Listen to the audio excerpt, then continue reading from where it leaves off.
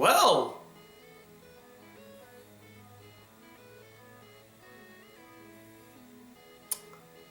that was pretty underwhelming. Hey guys, the Black Critic Guy, back with some new content here on the Black Critic Guy channel. Yes, I'm getting over my sickness and now I can finally get back to what I love doing, making videos for you guys. And today, I'm here to share my thoughts on the final episode of Erased. And as you can tell by the opening, I mean, for a great series like Erased to have such a weak and lackluster conclusion, I'm sorry, but you can't help but feel a smidge disappointed by the outcome. And a smidge doesn't even describe the level of disappointment I'm feeling at this very moment. It's much bigger than that. Now, before I delve into the events of the final episode, by the way, huge spoiler warning for those who weren't aware or aren't caught up on the final episodes of Erased. I'm gonna be talking major spoilers from the last 3 episodes of Erased. So if you're not caught up and you don't want to know anything, don't watch this video. Leave right now. If you don't care, hey, welcome. Let's do a little recap, shall we? So, in the 10th episode, it's discovered that Yashiro, Satoru's teacher, was the killer all along. And we kind of got a hint of this in episode 9, where Satoru opens the glove compartment and all these lollipops come out, which was really suspicious, and he tries to brush it off by saying, oh, I do it because I'm addicted to cigarettes and this helps me with my addiction. Yeah, sure it does, Sensei. Sure it does. And so, Yashiro discovers that it was actually Satoru who was foiling his plans time and time again. He was getting frustrated and he just wanted to figure out who was doing it. So he sets Satoru up and then kidnaps him and then leaves him stuck in his car, or stuck in a car. It wasn't his car, it was somebody else's car. And then drowns Satoru. And before drowning, Satoru yells out, Yashiro, I know your future, which I guess causes him to save his life, which we'll get into that a little later. And then fast forward to episode 11, we discover that Satoru's actually still alive. He's just been in a coma for 15 years, and he's finally woken up from the coma, and he's just reliving all these events and all that stuff. He's seeing his friends all grown up and stuff, and then he meets Yashiro, who's all grown up, and they have kind of like a little discussion, and then episode 11 ends to where Satoru says to Yashiro, hey, I have my memories back. Dun dun dun! What's gonna happen? And now here we are at the final episode. Now for the last episode, I was really hoping that they would present us with a valid and logical explanation as to why Yashiro, this meticulous child murderer, was willing to keep Satoru, the only person who knew of his plan and discovered his secret, alive for all these years. What was it, to discover whether or not he truly knew the future? Or did he form some type of unspoken bond with him now that he shared the secret with him? Or was he planning on setting him up for the long game? There was some plan that Yashiro had, I'm gonna set you up in the future and then you're gonna take the fall for me. Was that his plan? What was the explanation for keeping Satoru alive all this time? Did they give us one? Yes, but the explanation that they gave us was piss poor, and it just didn't make sense. You want to know what the reason was that Yashiro left Satoru alive for all these years? It's because he needs him. He's a part of him now. He fills in the hole that's left in Yashiro's chest. That's the real reason you kept me alive this time. You just feel empty without me, don't you? That's the reason you kept him alive, because he filled the void in your heart. And apparently he just lost the will to kill any more children or rape any more children after Satoru discovered him. Oh, he discovered me, so now I just don't feel like raping children anymore. Seriously? That's the only reason you stopped?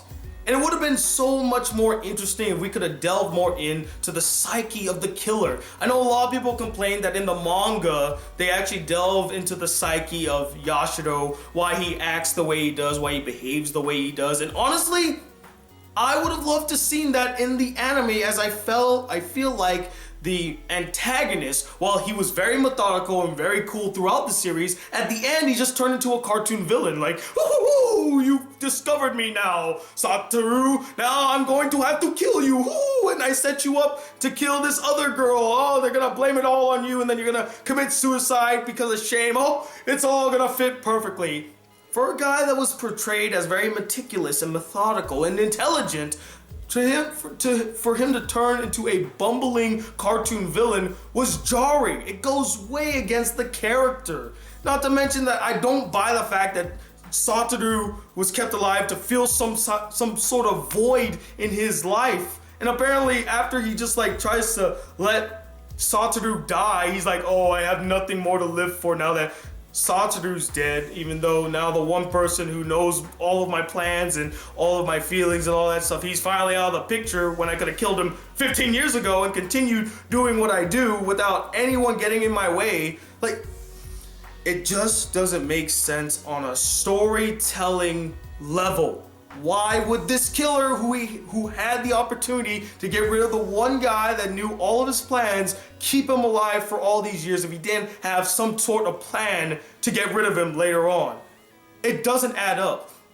And I also didn't like the fact that they copped out by keeping the main character alive. I mean, yeah, sure, maybe he's still alive in the manga. I've never read the manga. But it would have been so interesting if they actually killed the main character off in episode 10 and then someone else took the helm to finish the story. Like, it could have been Satoru's mom, who later discovers that Yashiro is the killer. Like, in present day, she's like, wait, it's been you this whole time. It's you, Yashiro. And he's like, you found me. Now I'm gonna have to kill you. And then they come up with some way to defeat Yashiro. Or it could have been Kenya. They really built up Kenya to be something very interesting, something very influential, important, but where does his character go? Like, honestly, by the end of it, he's a lawyer, and that's it.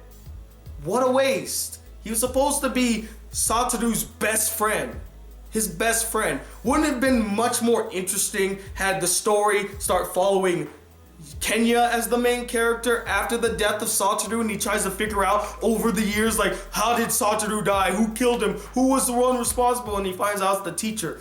That would have been a much more interesting story, but they decided to go with the cop-out and keep the main character alive because they wanted to do the happy ending montage. So after Yashiro was apprehended by the cops, the ending plays out as your typical cliche happy ending montage scenario where it's like the whole where they're at now, they're all together, they're having fun times, they're laughing, they're talking, they're having some drinks. The main character gets his dream job at the end and he meets kind of like the girl that he had feelings for. It's not really clear whether or not him and Irie will become a couple. I mean, after all, she's 16 and he's 29. That's just kind of creepy. Don't cross that line there. But, you know, it's hinted at there's some sort of relationship that they'll be forming in the near future. And then it just ends like that. Watching the ending to Erase reminds me so much of the ending to Edge of Tomorrow. Do you guys remember the movie Edge of Tomorrow? Well, I wasn't a fan of that movie because I just didn't feel a connection with the characters and stuff. And I didn't like the cop-out happy ending to where nothing really happened and everything is solved. Everyone gets their happy ending. Tom Cruise gets to go bang Emily Blunt. And I didn't like that ending. I felt like it would have been much more impactful had all the characters died at the end of Edge of Tomorrow. Same thing here. It would have been more impactful had the story taken a dark turn, you know? As much as I enjoy a happy ending, you sacrifice great storytelling to give us a happy ending. It's a happy ending in lieu of just a great story. And I'd rather take a great story any day than just giving me a forced in happy ending so that every character is fine at the end. I don't like that. I only like it where the happy ending feels deserved. And in this case, it feels deserved to a certain extent. I mean, I do like seeing that Satoru saved everybody and he ends up sort of with Irie, but it still would have been a happy ending had he sacrificed himself.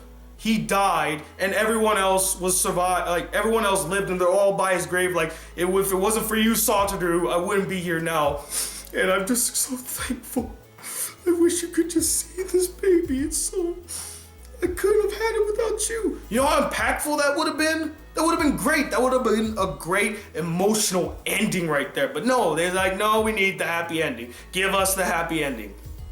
And guys, that's just how I feel about the ending. It's cop-out, it's a cliche, it betrayed everything that this series was. It was engaging, it was thoughtful, it bucked trends, it was risky, it was innovative, intellectual. It literally took risks, and I like the direction that it was going. It kept you guessing as to what was gonna happen. I really felt like this was the next step for, anime storytelling, but instead they decided to take the generic happy ending anime ending, and I don't like that, especially for a great series like Erased. Am I the only one that feels that way about the ending? Overall though, the series as a whole I still think is really good, but the ending kind of sullies it. In fact, the last 2 episodes kind of sullied it with its cop-out and being cliche and all, especially since the rest of the show wasn't as cliche as the last 2 episodes. It was very weak in comparison. So those are my thoughts on the final episode of Erase. I would love to know what you guys think. Do you agree with my points? Do you disagree with them? Do you feel like I just had way too high of an expectation for the series? And let me know what you guys thought about Erase as a whole. Did you absolutely love it? Did you feel like it was boring? And would you like to see an Erase anime review? Sorry, my voice went out a little bit. I'm still healing up, but would you like to see me review the anime Erased? Comment below, let me know, and stay tuned. I will be seeing Batman v Superman tonight. Super duper excited. I hope it just doesn't suck. So I have that review out by tomorrow, and then I'll do my regular review, Princess Tutu, special anime review, just so much to catch up on since this sickness, man. So again, thank you guys for your patience. I'm back, guys, and stay tuned for more videos. So until then, guys, if you'd like to see more videos on this channel, be a part of the Black Critic crew, please hit that subscribe button below, like this video if you really enjoyed it, and I'm Tony Wall II, the Black Critic Guy. Till then, peace, YouTube.